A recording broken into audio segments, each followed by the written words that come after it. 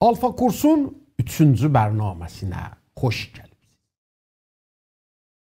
Keçən bərnamədə bir sual mətrəh olmuşdu ki, əgər müqəddəs kitab Tanrının insanla söhbət etdiyi kəlamdır, bəs niyə onun kitabları üstündə 40 nəfərdən çox nivisəndənin adı var?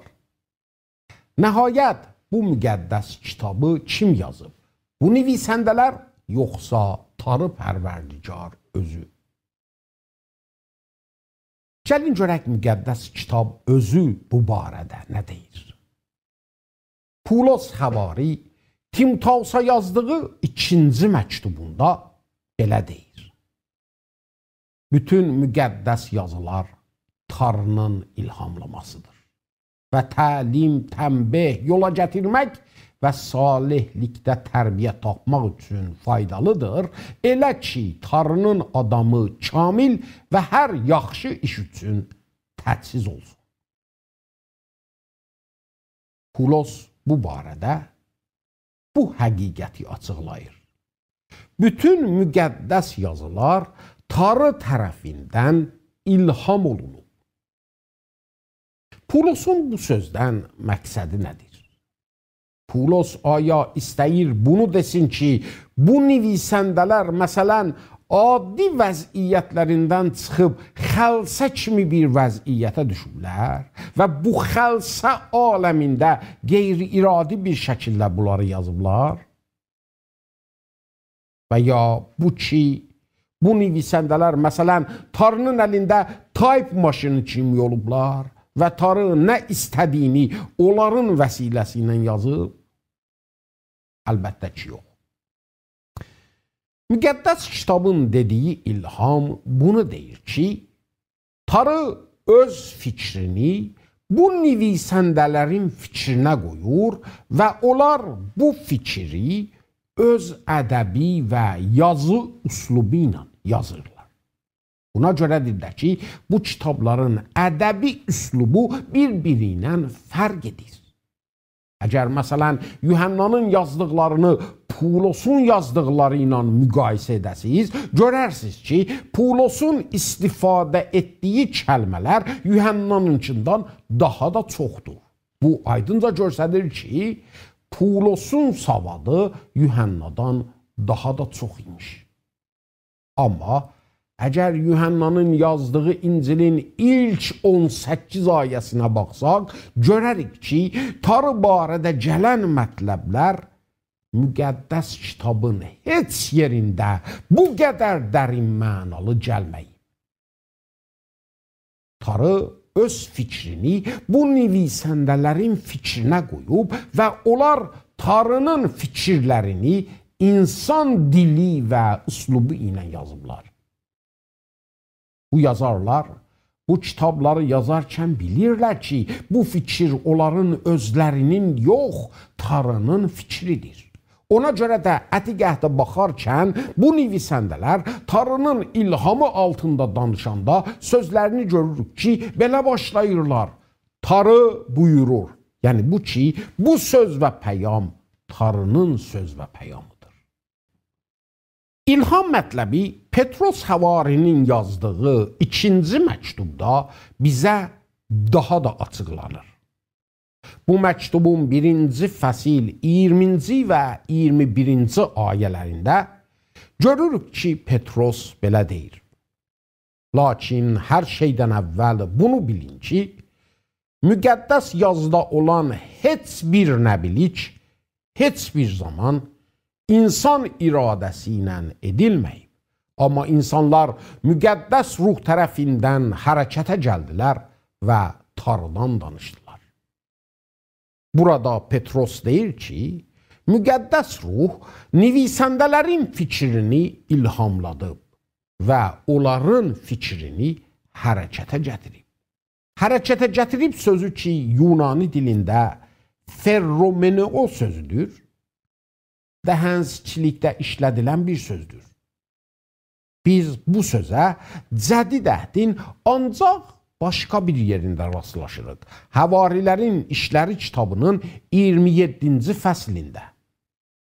Burada Pulos və onunla olan məhbuslar gəmi içindədirlər və gəmiləri ağır yel əlində, ağır şəpələrə əsir olub. Burada görürük ki, yel gəminin yelkənlərinə düşür və onu əsdiyi tərəfə çəkib aparır. Və burada ferromeneo sözü işlənir.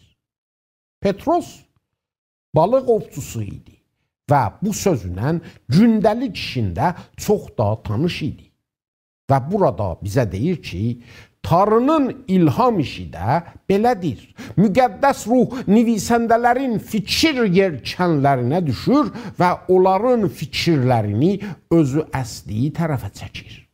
Və yazar bu ilhamın altında bilərək və huşyar Tanrının sözünü yazır.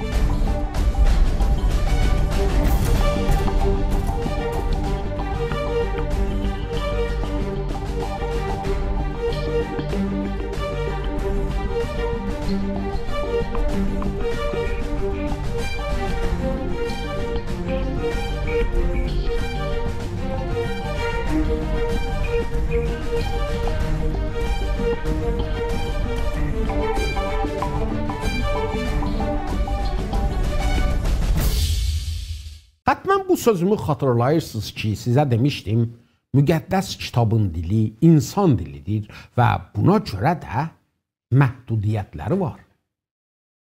Onun üçün də lazım edir ki, onu düzgün şəkildə mütaliə edək.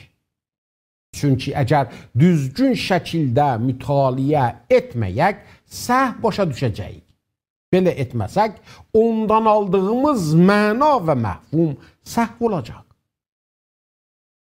Müqəddəs kitabın mütaliəsi halda gərək iki mühüm mətləbi yadda saxlayaq. Birinci mətləb bu ki, müqəddəs kitabın mühüm bir mövzusu var. İnsan necə eləyə bilər? Tanrı ilə elə bir rabitə qursun ki, onun nəticəsində Tanrını necə ki var tanısın və bu tanışıq onda Tanrı haqqında məhəbbət və sevgi yaratsın. Müqəddəs kitabın əsl mövzusu, əzizlərim, insanla Tanrı arasında olan rabitədir. Və onda ancaq o mətləblər yer alıb ki, bu mövzuya mərbutdur. İkinci mətləb bu ki, müqəddəs kitabda gələn mətləblər bir kontekst içində, bir zəminə içində bizə verilir. Və onun doğru düzgün dərki üçün gərək o mətləbə öz zəminəsində, öz kontekstində baxaq və beləcə onun əsl mənasına yetişək. Bu dediyim söz müqəddəs kitabın təfsiri elmində mühüm bir əsldir. Doktor R.A. Torrey, bu adam keçən əsrin Məsihi nivisələrindən biridir.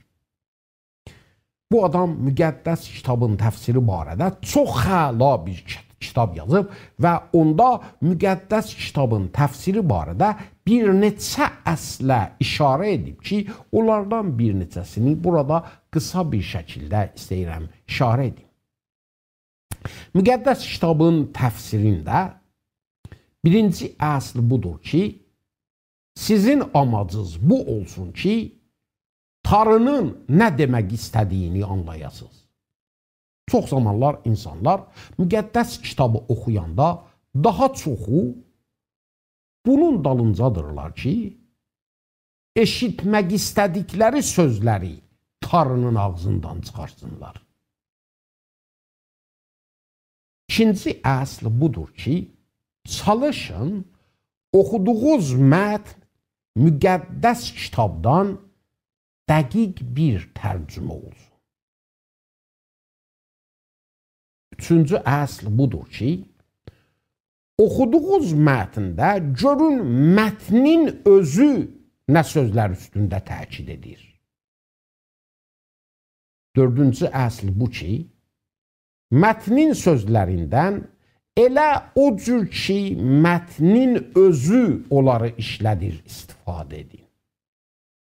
Beşinci əsl, hər ayəni olduğu qismətin içində təfsir edin və hər qismətin mövzusunu da araşdırın və görün müqəddəs kitabın başqa qismətlərində o barədə nə deyilir. O qisməti də ki, mənası elə də aydın deyil, o qismətlərlə məna edin ki, o mövzu haqqında mənaları aydındır. Altıncı əsl, oxuduğunuz mətni elə o cür təfsir edin ki, mətnin müxatibləri öz zamanlarında onu elə başa düşürmüşlər.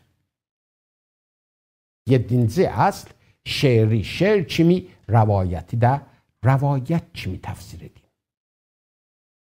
Bunlar o üsullardır ki, müqəddəs kitabın təfsirində gərək riayət olunsun ki, mətn düzgün başa düşülsün.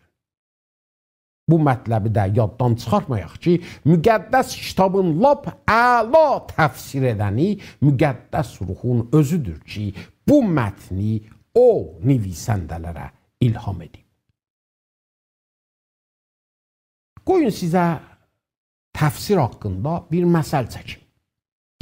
İnsan müqəddəs kitaba baxarkən deyə bilər ki, müqəddəs kitab deyir, tarı yoxdur. Amma əgər bu sözə onun öz zəminəsində baxsa, görər ki, müqəddəs kitab belə deyir. Axmaq öz ağlında deyir ki, tarı yoxdur. Bu sözü axmaq bir adam deyir. Bu, sadə bir təmsildir. Amma bundan daha dərini də ola bilər. Məsələn, Pavlos Korintlilərə yazdığı məktubda onlara deyir ki, arvadlar kilisada başlarını örtsünlər. Bu mətləbi düzgün başa düşmək üçün ancaq kiçik bir paragrafa yox, bütün müqəddəs kitaba gərək baxaq və görək ki, başqa mətnlər bu haqda nə deyirlər. Həm də bu qisməti gərək onun öz zəminəsindəki Qorint şəhəri idi, araşdıraq. Belə etməsək, səhv anlayacaq. Çox mətləblər dedim, elə deyil. Bəlkə də indi hiss edirsiniz ki, əgər sizə müqəddəs kitabın göydən düşmüş olduğunu desəydim, sizin başınız bu qədər şişməzdi. Ta bu ki, sizə deyim, bu kitabın dili insan dilidir, onun nivisəndələri müxtəlif fərhənglərdən onu 1600 il ərzində yazıblar və bu kitab illər ərzində imkanların çox az olduğuna baxmayaraq diqqətlə surət götürülüb və bu günə kimi qalıb. Əgər bütün bu dediklərimi başa düşmüş olasınız, burada zehninizdə çox da məntiqi bir sual yaranmış olacaq. Əgər müqəddəs kitab barədə dediyim mətləbləri nəzərə alaq, o zaman haradan biləcəyik ki, onda heç dəyişiklik olmayıb. Aya əlimizdə olan müqəddəs kitab elə həmən yazılardır ki, peyğəmbərlərin əsl sözlərində var imiş. Baxın, bu günlər kompüter kimi əbzar əlimizdə olarkən, hələ də nüsxələrdə səhvlər olunur. Nə üçün düşünməyək ki, belə bir mətləb müqəddəs kitab haqqında da baş verir. Sual budur. Aya müqəddəs kitab təhrif olunub, ya ki olunmayıb?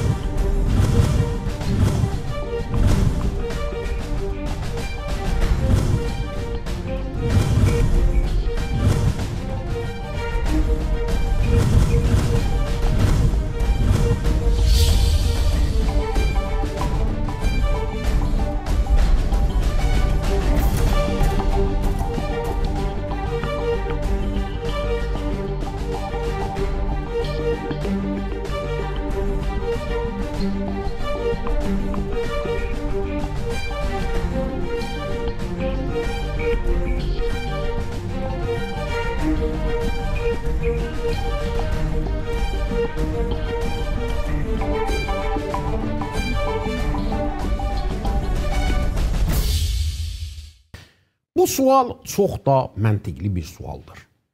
Cavabında gərək sizə deyim ki, müqəddəs kitab və onda gələn sözlərin səbti Tanrının xalqı üçün çox mühümmiş və Tanrı özü də bunu dəfələrlə öz xalqına təkid ilə təkrar etmişdir.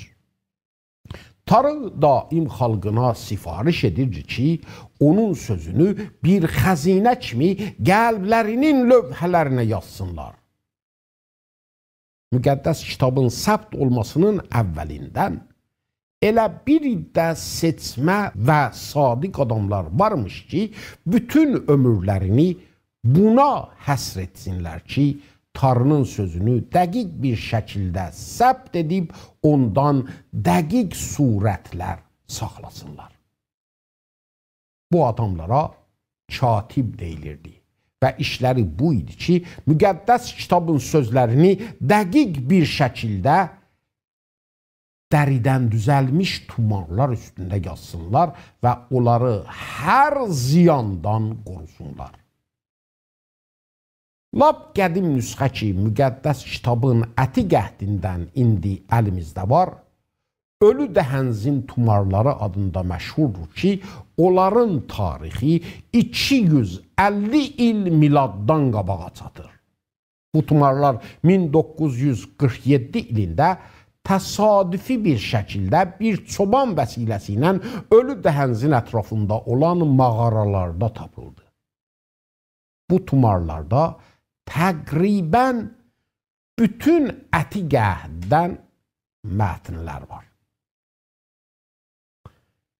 Əti qəhd 250 il miladdan qabaq 70 katibin vəsiləsi ilə Yunan dilinə tərcümə olundu və ona Septuagint adı verildi ki, Yunancada 70 nəfər mənasındadır. İsa'nın zamanında əti qəhdən bu tərcümə hər yerdə var idi və İsa özü də bu tərcümədən nəqli qol etmişdi. Cədid əhdin kitabları tədrici bir şəkildə yazıldı və kilisalara göndərildi. 1-ci əsrin axırında Cədid əhdin bütün kitablarının yazılışı başa gəlmişdi. İsa'nın həvarilərinin ölümündən sonra da müqəddəs ruhun bu kəlamı ilhamlaması başa gəlir. Çünki həvarilərin bir vəzifəsi bu idi ki, Tanrının ilhamladığı sözləri yazsınlar. 1-ci əsrin axırında Pulos həvarinin yazdığı məktublar kilisalarda oxunub əldən ələ gəzirdi. 2-ci əsrin axırınacan Cədid əhd necə ki bu gündür Tanrının kəlamı adında öz iqtidarına çatmışdı. Bu 2 əsrin ərzində bəzi Yunan fəlsəfələri ki, onlardan biri də aqnostisizm idi ya da nastiki fikirlər zuhur etmişdi. Nastik fəlsəfəsi əsl mayasını həm Yahudiyyətdən, həm də Yunan fəlsəfəsindən götürüb bir-birinə qarışdırmışdı və çalışırdı ki, Məsihiləri əsl imanlarından caydırsın və bu çalışda bir neçə kitab da yazıb İsa'ya yaxın olan adamların adını onların üstünə qoymuşdu. Elə bu da bais oldu ki, kilisa xətəri anlasın və ilhamlanmış kitabları ki, kilisalarda öz iqtidarını isbat etmişdi, təyin və təsdiq etsin. Kilisanın bu işinə kanon deyilir. Gəlin təzədən müqəddəs kitabın etdiyi iddiaya bir baxaq. Müqəddəs kitab deyir ki, Tanrı sizdən dini ayinlər yox, sevgi istəyir və özü də bilir ki, əgər onu necə ki var tanımayaq, onu sevə bilməyəcək. Buna görə də Tanrı qərar verir ki, özünü biz insanlara tanıtsın və bizə bu imkanı yaratsın ki, onun öz kəlamı ilə tanıyaq. Bu, əzizlərim, Tanrıya çox mühümdür ki, biz onu tanımağa qadir olaq. İndi əgər bunu düşünək ki, müqəddəs kitabın təhrif olması mümkünmüş, bu o deməkdir ki, nəzərdə aldığımız Tanrı o qədər zəifdir ki, hətta öz sözünü belə təhrifdən qoruya bilmir. Və bu naçiz insan qadirdir Tanrının bu çox mühüm olan sözünü təhrif etsin. Görürsünüz? Müqəddəs kitabın təhrif olmasını düşünmək bizim Tanrı haqqında olan fərzi bünövrədən yerə yıxır. Bir tərəfdən onu xaliq və hər şeyə qadir olan fərz edirik və o biri tərəfdən sözünü qoruya bilməyən bir Tanrı. Belə bir Tanrını məgər olar ki, Tanrı adında qəbul edək. Halbuki, müqəddəs kitab belə bir Tanrını gözümüzün qabağına qoymur. İsa Məsih o zaman ki, Tanrının sözü haqqında danışır, belə deyir. Göy və yer aradan gedər, lakin Tanrının sözündən bir nöqtə belə aradan getməyəcək. Bütün bu kainat mümkündür ki, aradan getsin, amma Tanrının kəlamı əbədi və möhkəmdir. Əgər müqəddəs kitabın tarixdə necə əlimizə çatmasına bir baxaq, görərik ki, Tanrı necə xariqüladə bir şəkildə bu sözünü hər cür təhrifdən qoruyub. Ona görə də müqəddəs kitab təhrif oluna bilməz. Niyə? Çünki Tanrı öz sözünü qorumağa qadirdir. Bu barədə ikinci mətləb müqəddəs kitabın özüdür. Doğru ki, müqəddəs kitabın 66 kitabı var və onun 40-dan çox nivisəndələri bu kitabları 1600 il ərzində yazıblar. Amma onların hamısının müştərək bir mövzusu var və o da Tanrı və insan arasında olan rabitədir. Kitabın ilk səhifələrinə baxarkən görürük ki, necə Tanrı və insan vasitəsiz bir rabitədə üz-üzə danışırlar. Bu deyir, o eşidir, o deyir, bu eşidir. Sonra bu rabitə, bu əlaqə kəsilir, aradan gedir. Və sonra görürük ki, Tanrı necə insana olan məhəbbəti üzündən daim çalışır ki, bu rabitənin təzədən quruluşuna imkan yaratsın. Və bu işdə də lazım olan hər şeyi Tanrı özü edir. Sonra da kitabın axırında Tanrı və insanı görürük ki, vasitəsiz bir rabitədə təzədən vardırlar. Həm də Tanrının insan haqqında olan məqsədi yerinə yetişir. Kitabın əvvəlində biz Adəm və Həvvanı görürük və Tanrı onlara əmr edir ki, səmərəli olub, övlad sahibi olsunlar və yer üzünü doldursunlar. Kitabın axırında ancaq Adəm və Həvvanı yox, insanları təksir və səmərəli bir halda görür. Müqəddəs kitabın özü də, əzizlərim, onun təhrif olmamasını aydınca göstərir. Çünki başlanışı var, axırı var və hamısında da müştərək və vahid bir mövzu görünür.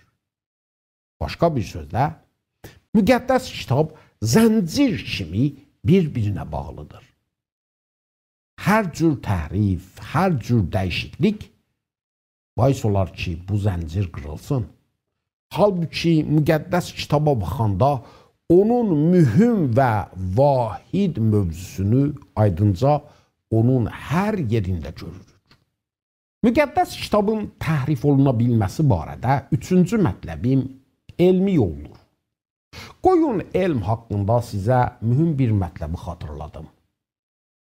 Elmin işi budur ki, ancaq bizim təbiətimizdə olan, bu kainatda olan qanunları kəşf etsin. Elmin işi kəşf etməkdir. Elm o şeyləri kəşf edir ki, o şeylər elmin kəşf etmədiyi halda da varmışlar. Məsələn, Newton cazibə qanununu kəşf etməmişdən aya ağacdan düşən alma yerə düşmək əvəzinə göyə qalxırdı? Xeyr, alma həmişə ağacdan yerə düşürdü. Bu mətləbin səbəbini Newton ancaq kəşf edir.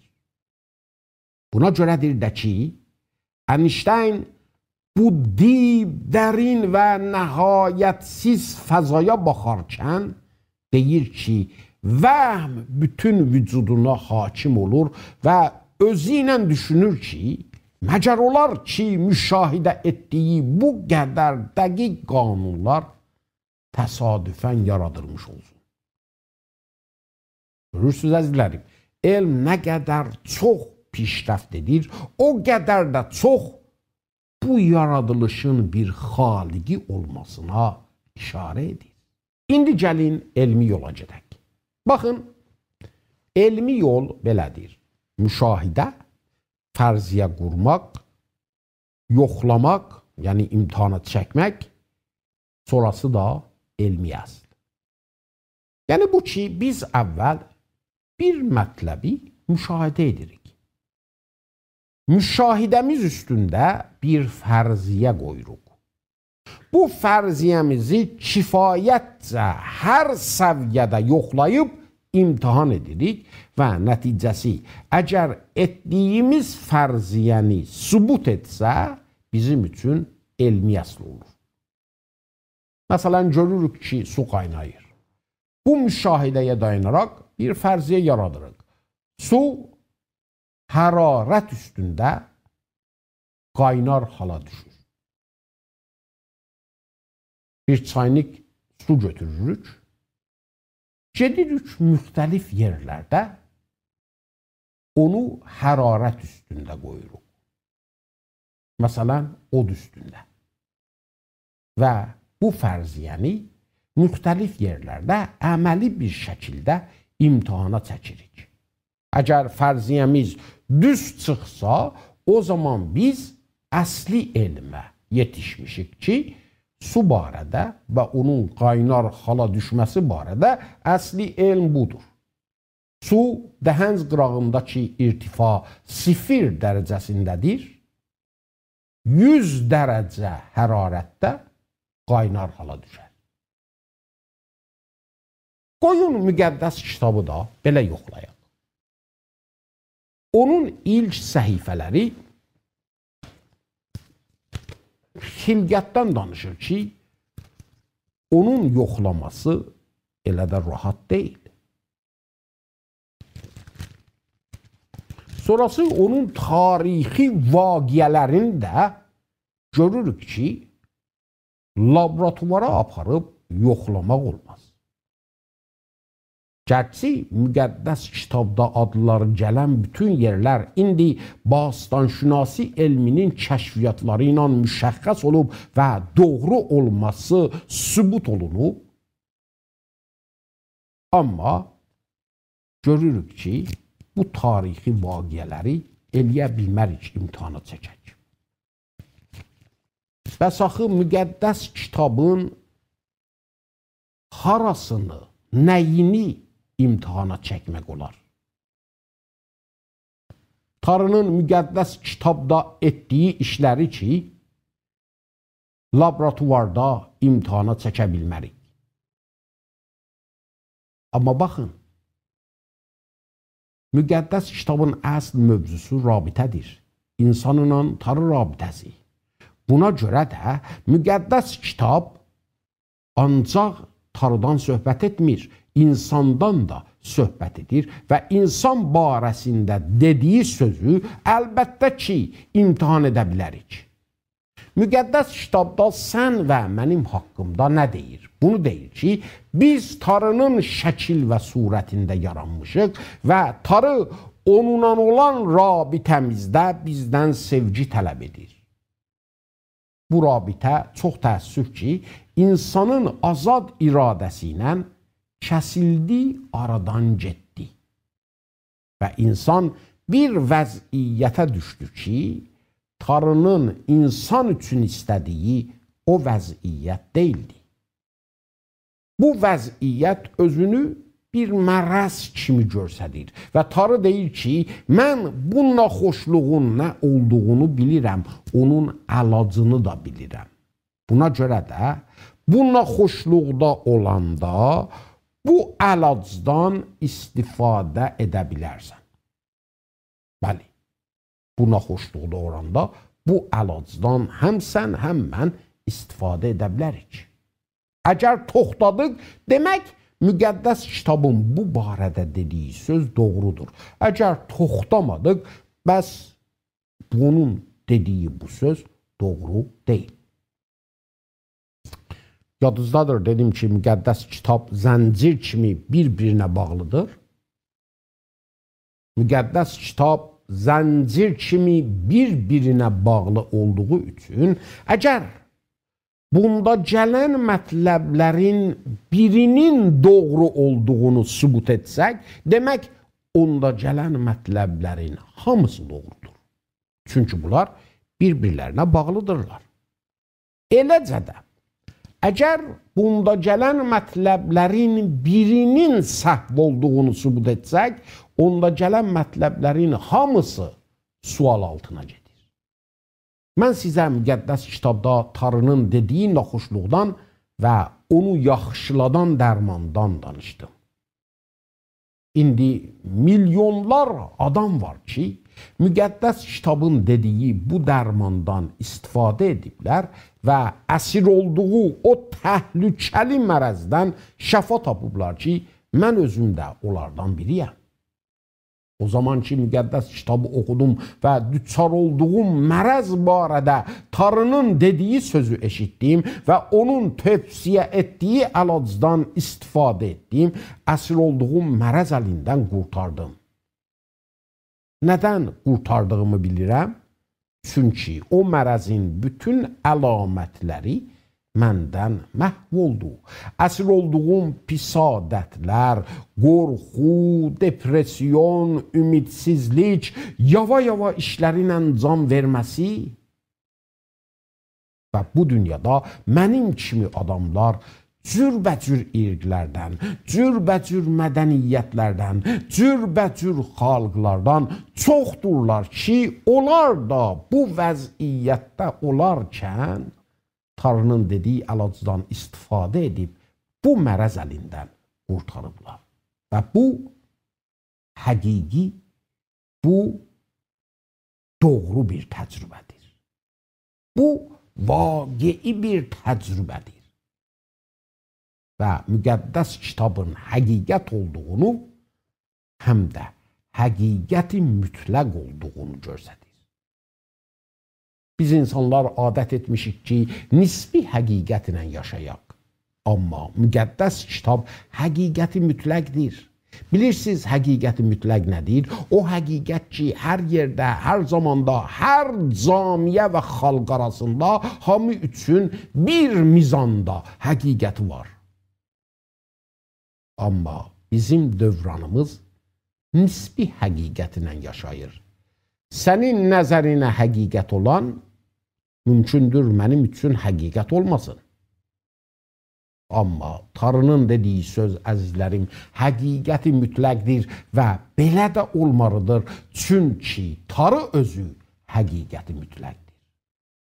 Ona görə də bu həqiqətdən gələn təcrübə hamıda birdir və nəticəsi o olur ki, Tanrı ilə təzədən bir rabitə başlayır.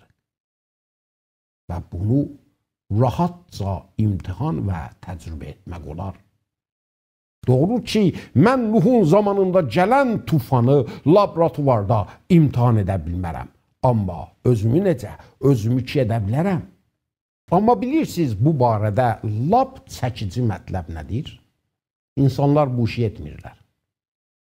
Ona görə yox ki, Tanrı bu işi etməyə qadir olmayacaq. Xeyr, buna görə ki, olmasın bu iş baş versin və artıq onlara Tanrının həqiqətindən qaçmağa bir bəhanə qalmasın. Çünki yaxşı bilirlər ki, müqəddəs kitabın dediyinin doğru olduğunu gördükdə artıq illərcə inandıqları məzhəbi, dalına düşdüyü fəlsəfələri buraxmalı olacaqlar. Bu barədə bir əziz dostundan danışırdım. Mənə dedi ki, müqəddəs kitabın dediyi mərəzlərinin əlamətlərini özündə heç görmür. Gələcəkdən, ölümdən əsla qorxmur. Ümidsizliyi əsla yoxdur. Bütün suallarına cavabı var. Əsir olduğu heç bir adəti yoxdur. Yaxşı işlərin nə olduğunu bilir və onların əməl etməsinə də qadirdir. Pis işlərin nə olduğunu bilir və onların etməməsinə də qadirdir. Bunları eşitdikdə ona dedim ki, qardaş, sənin Tanrının verdiyi dərmana ehtiyacın yoxdur. Amma lütfən bu mətləbə diqqət et ki, səratan kimi mərəzlərin əlamətləri üzə çıxdıqda adamın işi daha artıq qurtarıb. İnsanın əsir olduğu mərəzdə səratan kimi əməl edir. Və çox zamanlar əgər diqqət etməsək, gözümüzdən gizli qalacaq. Amma sənə, əziz dostum, bu barədə xoş bir xəbərim var. Hətta o zamanda Tanrının verdiyi əlacdan istifadə edə bilərsən. Müqəddəs kitabın təhrif olmaması barədə qoyun 4-cü mətləbi deyim. O zaman ki, biri iddia edir ki, müqəddəs kitab təhrif olunub, bu barədə demək, daha məlumatlı olduğunu iddia edir. Çünki ancaq bu məlumatın üstündə belə bir şey deyə bilər. Qoyun sizə cinə bir misal gətirim. O zaman ki deyirəm, sizin köynəyinizin bu sarı rəngi çox gözəldir, məqsədim həqiqətən bu deməkdir ki, mənim fikrimdə gözəl sarı rəngi haqqında bir əyar var ki, sənin bu köynəyinin sarı rəngini onunla müqayisə edəndə, sənin köynəyinin sarı rəngini gözəl təşxis verirəm. Biz nə zaman ki şeyləri bir-biri ilə müqayisə edirik, belə bir mekanizmdən istifadə edirik. Və o barədə bunu göstəririk ki, zehnimizdə o haqda əyar saxlayırıq. Buna görə də müqəddəs kitabın təhrif olmasını iddia edəndə, dar vaqa, bunu demək istəyirəm ki, bilirəm təhrif olmayanı haradadır və bu təhrif olunan nüsxədə yaxşıca görsədə bilərəm ki, haraları təhrif olunub. Amma buracaq bu qədər bu barədə iddialar olarkən heç kəs tapılmayıb ki, təhrif olunmayan nüsxəni görsədə bilsin və desin ki, təhrif olunan nüsxənin harası təhrif olunub. Hətta bu suala da cavab verə bilmirlər ki, aya bu kitab Həzrəti Mühəmməddən qabaq təhrif olunub və ya ondan sonra. Çünki əgər Həzrəti Mühəmməddən qabaq təhrif olmuş olsa, bəs nə üçün Quranda çox yerlərdə, məsələn, Ənkəbut surəsinin 53-cü ayəsində müqəddəs kitabın Tanrıdan olduğu orada deyilir. Əgər Həzrəti Mühəmməddən sonra təhrif olmuş olsa, indi dünyanın muzələrində, Cədid Əhdin nüsxəsindən minlər nüsxə var ki, onların tarixi 3-cü əsrəcək dalıya gedir. Və qədim əhddən qalan nüsxələr də 250 il miladdan qabağa gedir. Və onların mətnləri əlimizdə olan müqəddəs kitabın mətni ilə birdir. Bu qədimki mətnlər indi əzizlərim göz qabağındadır və bu mədrəkləri, bu dəlilləri danmaq olmaz. Qədim nüsxələrin ən məşhur nüsxəsi 1941 ilində Ölü Dəhənzin bölgəsində olan Qomran mağaralarında tapılır. Bastanşünasi elmi Tanrının sözünün həqiqət olduğunu aydınca göstərir. Gəlin, Tanrı ilə ikitərəfli, canlı və vasitəsiz qurula bilən rabitənin imanını belə payasız sözlərlə əldən verməyək. Gəlin, qoymayaq ki, bu sözlər bais olsun ki, Tanrının bizə olan məhəbbətindən məhrum olaq. Bu rabitədə artıq imama, imamzadaya və belə vasitələrə yer yoxdur. Çünki Tanrı istəyir sizin özünüzlə belə bir rabitə başlasın. Bir ata-bala rabitəsi kimi. Bu imkan əsla yoxdur ki, Tanrı insana mühüm bir mətləbi açmaq istəsin və insan onu təhrif edə bilsin. Necə ki, Məsih özü də buyurur. Yer və göy aradan gedər, lakin Tanrının kəlamından bir nöqtə belə məhv olmaz. Bu kəlam Tanrının sözüdür və özü Tanrının sözü olmasını aşkar göstərir. Amacı da budur ki, bizim vücudumuzu onun sevgisi ilə doldursun və onunla vasitəsiz və ikitərəfli bir rabitədə yaşayıb böyüyək. Aya istəyirsiniz müqəddəs kitabın dediyini siz özünüz də imtihan edəsiniz? Biz naxoşlayan zaman həkimin yanına gedirik və bizə verən əlacları ondan alıb istifadə edirik. Həkimdən əsla istəmirik ki, həkimlik mədrəkini bizə göstərsin, ona etimad edirik. Dərmanlarını istifadə edərək o həkimin yaxşı və ya pis olduğunu anlayırıq. Tanrı da bizim mərəzimizi təşxis verib və bizə bu mərəzdən qurtarmağın əlacını da verib. Nə üçün toxtamaq əvəzinə cürbəcür fəlsəfələr və dinlər çıxardaq. Məgər toxtamaqdan qorxuruq. Məgər müqəddəs kitabın doğru olmasından qorxuruq. Gəlin bu kitabın dediklərini qəbul edib, onun dediklərinin vasitəsi ilə, Tanrı ilə ata-bala rabitəsinə girək. Bunda deyilən əlac mənim naxoşluğuma şəfa verir. Sizin də naxoşluğunuza şəfa verə bilər.